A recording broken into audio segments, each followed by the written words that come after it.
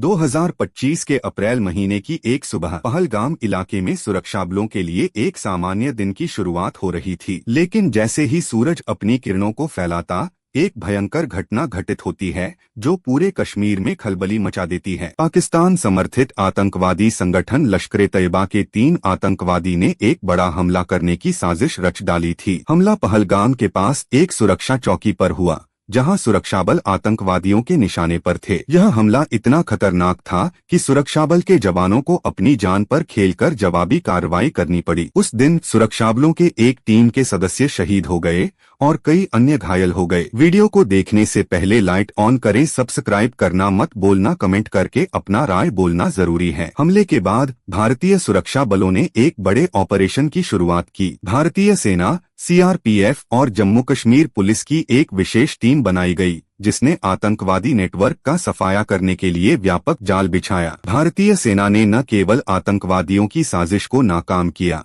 बल्कि उनके नेटवर्क का पीछा करते हुए उन्हें हरियाणा से लेकर कश्मीर के गहरी घाटियों तक खोज निकाला। इस घटना के बाद भारत सरकार ने पाकिस्तान को कड़ी चेतावनी दी। पाकिस्तान के विदेश मंत्रालय ने कहा, भारत अपनी नाकामी को छिपाने के लिए पाकिस्तान पर आरोप लगा रहा है। ये हमले भारत के अंदरूनी मुद्दों से ध्यान हटाने के लिए किए गए हैं। हालांकि भारतीय सरकार ने इस पर तीखी प्रतिक्रिया दी और कहा, पाकिस्तान का आतंकवाद को बढ़ावा देना अब किसी से छिपा नहीं है। उनकी प्रतिक्रिया सिर्फ उनकी नाकामी और आतंकवाद को समर्थन देने का प्रमाण है।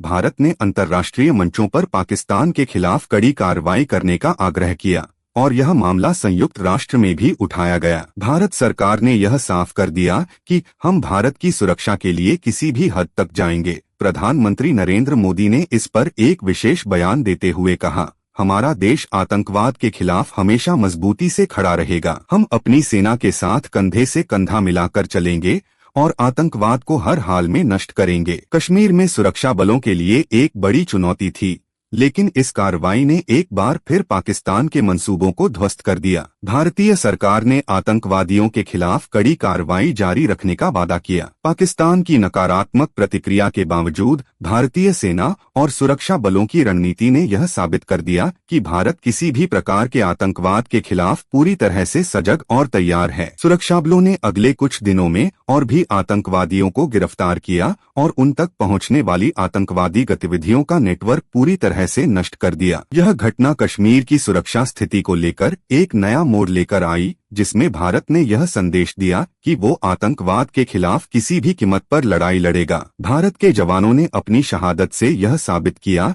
कि देश की रक्षा के लिए उनका हौसला कभी कमजोर नहीं होगा। भारत सरकार ने यह साफ कर दिया कि हम भारत की सुरक्षा के लिए किसी भी हद तक जाएंगे। प्रधानमंत्री नरेंद्र मोदी ने इस पर एक विशेष बयान देते हुए कहा, हमारा देश आतंकवाद के खिलाफ हमेशा मजबूती से खड़ा रहेगा। हम अपनी सेना के साथ कंधे से कंधा मिलाकर चलेंगे और आतंकवाद को हर हाल में नष्ट करेंगे।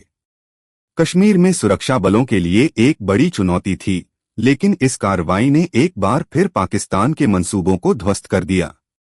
भारतीय सरकार ने आतंकवादियों के खिलाफ कड़ी कार्रवाई जारी रखने का वादा किया। पाकिस्तान की नकारात्मक प्रतिक्रिया के बावजूद भारतीय सेना और सुरक्षा बलों की रणनीति ने यह साबित कर दिया कि भारत किसी भी प्रकार के आतंकवाद के खिलाफ पूरी तरह से सजग और तैयार है।